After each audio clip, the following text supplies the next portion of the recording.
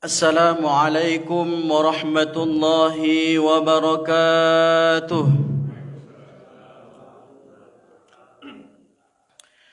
الحمد لله نحمده ونستعينه ونستغفره ونعوذ بالله من شرور أنفسنا ومن سيئات أعمالنا. من يهد الله فلا مضل له ومن يضلله فلا هادي له. أشهد أن لا إله إلا الله وحده لا شريك له وأشهد أن سيدنا محمدا عبده ورسوله. أما بعد فقال الله تعالى في القرآن الكريم: أعوذ بالله من الشيطان الرجيم. بسم الله الرحمن الرحيم. إن عدة الشهور عند الله 12 شهرا في كتاب الله يوم خلق السماوات والأرض منها 4 حرم ذلك الدين القيوم. صدق الله العظيم وصدق رسوله النبي الكريم ونحن على ذلك من الشاهدين والشاكرين. Jamaah Masjid Jami Al-Muharram yang dirahmati Allah Subhanahu wa taala, yang saya hormati Ketua DKM Pengurus Masjid Al-Muharram, bersyukur kepada Allah, alhamdulillah pagi ini kita masih diberi kesehatan dan kesempatan sehingga kita baru saja melaksanakan solat subuh secara berjamaah. Jamaah rahimakumullah, sebagai mukaddimahnya, sesuai dengan judul kita pada kesempatan kali ini, kita telah memasuki bulan Muharram. Di dalam Al-Quran dijelaskan dalam surah At-Taubah ayat 36, Inna iddatasy syuhuri indallahi 12 syahran fi kitabillah yauma khalaqas samawati wal arda minha 4 hurum. Bilangan bulan di sisi Allah itu 12. Jadi di antara 12 itu ada 4 bulan yang sangat luar biasa, hurum. Muharram, Pak, Ibu sekalian jamaah rahimakumullah, diambil dari kata haramun, yaitu mulia, bulan yang sangat mulia. Kenapa dimuliakan bulan ini? Di sini ada beberapa keutamaannya, yaitu bulan Allah, syahrullah. Saking mulianya bulan ini, syahrullah dinisbatkan dengan kalimat Allah, lafzul jalalah, dijelaskan oleh Azamah Syari dalam kitabnya. Sama dengan Baitullah, saking mulianya rumah Allah itu, masjid Allah, disandarkan dengan lafaz jalalah.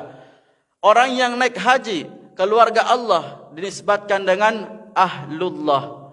Jadi di sini syahrullah, saking mulianya bulan yang 4 ini, diantaranya 3 berturut-turut, Dzulqa'dah, Dzulhijjah, Muharram dan Rajab.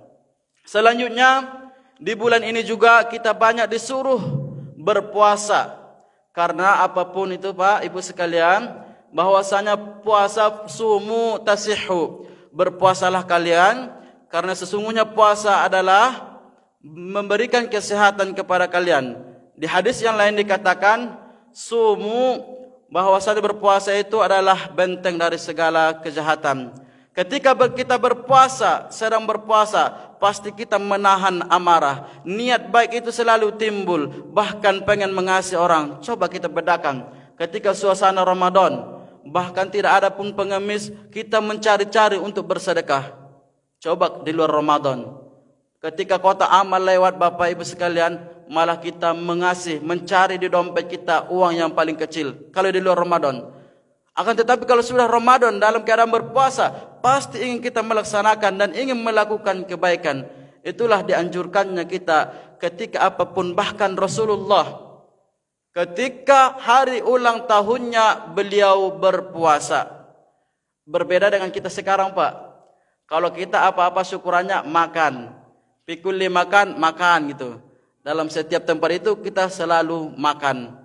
Oleh sebab itu, makan tidak apa-apa, cuman ya kalau bisa diisi dengan zikiran yang bermanfaat. Selanjutnya peristiwa hijrah Nabi Muhammad sallallahu alaihi wasallam sama-sama kita ketahui dan telah banyak penjelasan tentang hijrah Nabi, yaitu ketika bulan Muharram. Selanjutnya di sini dijelaskan bahawa keistimewaan bulan Muharram sini diselamatkannya para nabi. Di antaranya diterimanya taubat Nabi Adam dan Siti Hawa dan dipertemukan kembali.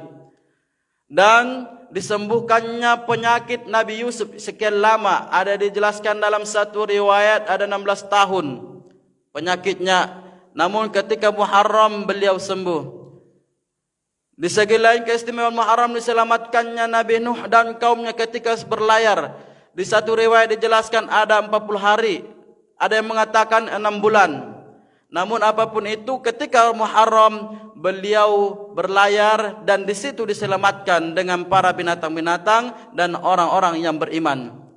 Termasuk anaknya yang 3, Sam, Ham, Hafiz kalau tidak salah. Yang Kan'an dan istrinya Nabi Nuh ikut tenggelam karena mereka tidak mau masuk ke perahu. Ketika banjir, Nabi Nuh memanggil anaknya.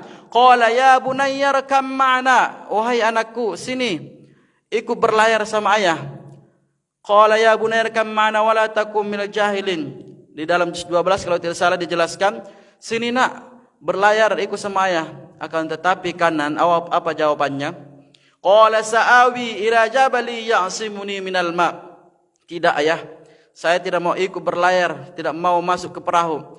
Saya mau lari ke gunung, sa'awi ila jabali minama, sehingga air tidak bisa yaitu mendatangi gunung. Apa lanjutan ayatnya? Qala la 'asimal yawma min amrillah. Pada hari ini tidak ada yang bisa diselamatkan kecuali atas rahmat Allah Subhanahu wa taala. Maka pada bulan Muharram diselamatkannya Nabi Nuh dan kaumnya. Selanjutnya diselamatkannya juga dan dikeluarkannya Nabi Yunus dari perut ikan paus. Sekian lama beliau dalam perut ikan paus, ketika itu diselamatkan pada bulan Muharram. Begitu juga Nabi Musa alaihissalam diselamatkannya pada bulan Muharram dari kejaran Fir'aun dan bala tentaranya. Oleh sebab itu pada bulan Muharram ini kita dianjurkan berpuasa, yaitu paling tidak Asyura, Tasu'ah dan Asyura Pak. Tanggal 9 dan 10 Muharram. Kalau bisa maunya dari kemarin, dari hari terakhir atau tahun terakhir 1443 Hijriah kemarin, hari Jumat. Sabtunya masuk, karena supaya apa? Ketika kita akhir tahun, kita dalam keadaan berpuasa kepada Allah, catatannya amal baik. Ketika memasuki awal tahun maghribnya, kita sedang berbuka puasa. Luar biasa Pak, kalau seandainya kita puasa mulai sampai tanggal 1 dan tanggal 10. Kalau tanggal 10 saja umat Bani Israel pun melaksanakan, sehingga suatu saat dalam satu riwayat dijelaskan ketika Nabi Muhammad SAW memasuki kampung, lalu Bani Israel berpuasa dan menanyakan, kenapa kalian berpuasa? Karena kami menghormati Nabi Musa dan syukuran atas selamatnya Nabi Musa dari kejaran Fir'aun. Oleh sebab itu Nabi Muhammad juga menganjurkan umat muslimin untuk berpuasa, bukan menghormati umat Nasrani, akan tetapi supaya menghormati keselamatannya Nabi Musa alaihissalam. Kalau di pesantren Pak, bahkan ketika hari 10 Asyura itu, hari kemarin tanggal 1 Muharram, kita dianjurkan sama guru-guru menulis Bismillahirrahmanirrahim sebanyak 113 kali. Mimnya, huruf-huruf yang ada situ lubangnya itu dikasih lubang besar yang pertama bismi, dilapaz bismi, Allahi hanya dikasih huruf besar sehingga 113, karena bismillah di dalam Al-Quran 113. Kenapa 113? Kan Al-Quran 114 surat. Ada satu surat yang tidak ada bismillahnya, yaitu surat Bara'ah atau surat At-Taubah. Selanjutnya kalau pas di pesantren Pak, Ibu sekalian, ketika itu ada juga bubur Asyura katanya. Jadi 10 macam bubur itu dicampur, obat katanya. Namun ini kebiasaan pesantren, wallahu a'lam dalilnya dari mana, dan saya tidak menyalahkan. Silahkan kalau memang begitu keyakinannya. Namun Bapak Ibu sekalian, yang perlu kita ingatkan bahwasanya bulan Muharram ini adalah bulan ibadah, perbanyaklah puasa. Terlebih-lebih kepada ibu-ibu yang masih ada utangnya, yang ketika Ramadan masih Datang tamu lalu tidak berpuasa, silahkan diqadha ibu. Jangan sampai nanti ketika sudah memasuki Ramadan ternyata utangnya belum selesai, ya. Bapak sebagai suami bertanggung jawab. Makanya ada fikul nisa, Pak. Jadi tentang masalah nisa perempuan ini ribet.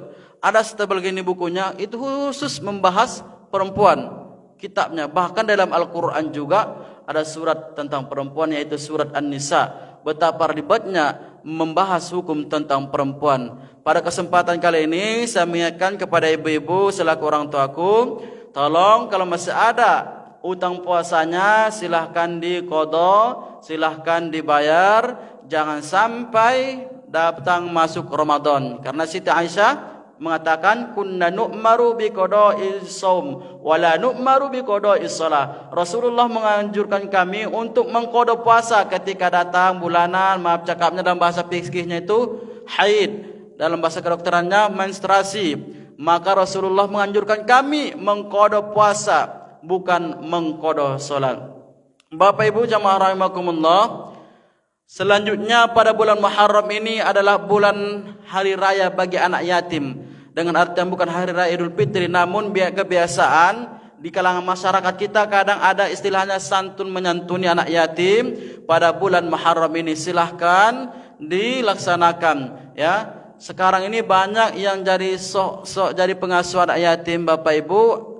Bosnya, pengasuhnya yang kekenyangan, anak yatimnya kelaparan. Banyak yang menggunakan yayasan atas nama anak yatim, akan tetapi uangnya itu dipergunakan untuk kepribadiannya. Na'udzubillah tsumma na'udzubillah. Innal ladzina ya'kuluna amwalal yatama zulman innama ya'kuluna fi butunihim nara. Barang siapa yang memakan harta anak yatim, dia sesungguhnya bagaikan memasukkan api neraka ke dalam perutnya. Na'udzubillah tsumma na'udzubillah. Bapak Ibu sekalian jemaah rahimakumullah, saya kira itu tentang pembahasan yaitu Muharram. Selanjutnya di sini di Muharram tadi sudah saya jelaskan, yaitu ibadah berpuasa sangat dianjurkan.